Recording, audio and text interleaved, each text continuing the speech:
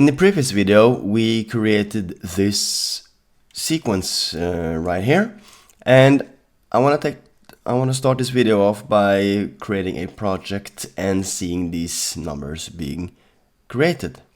Now I'm gonna go through all the segments and what they do, but before they do that, I want to just create a project and start making numbers to see that my numbers are the way I want them to be.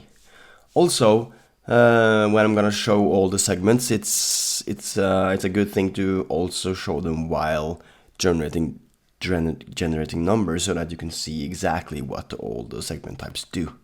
So let's just start now by creating the project and see my sequence in action. Alright, we navigate to the projects section and we start by clicking a new project right here. Now you give this project a name, so I'm going to call this my first project, and it's going to ask you what numbering sequence you're going to use for this project. You can have as many sequences as you like, and each project can use a different sequence. But as of now, I only have one sequence, so I'm going to use that one. Also, you can use numbering sequence to create a number for your project, because each project needs a number. For now, I'm gonna just continue my example and say 1001.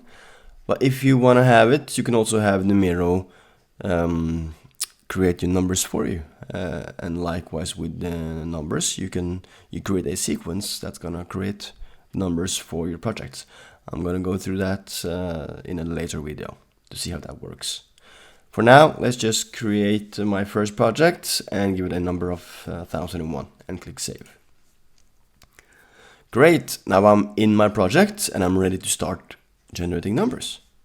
So we do that by clicking the generate numbers down at the bottom here, and it's gonna ask you firstly how for your quantity, how many numbers do you want. For this example, let me just bring up 10 numbers, and below here you have this It's going to ask you for the first number for my local sequential. Since my sequence includes a sequential, it's going to ask me what the first number is going to be. Most often this is going to be 1, obviously, but there might be cases where you start at 10 or 20 or some other number because of any reasons. And in those cases, you can have Numero start at what number you want. For me, right now, we're gonna keep it simple and set it to 1. And we click generate and OK. And there we have it. Numero has now created 10 numbers for this project here. And you can see the numbers created exactly as I want them to be here. You have the project number, the date and the year and month, and then you have your local sequential that starts at 1 and go all the way down to 10. So that's it. That's how Numero works. You can create as many projects as you want, and you can just pump out numbers like this.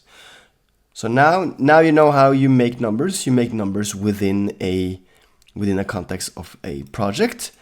And in the next video now, I'm going to show you, we're going to go through all the segment types and see how they work and see how you can make the numbers do exactly what you want to do.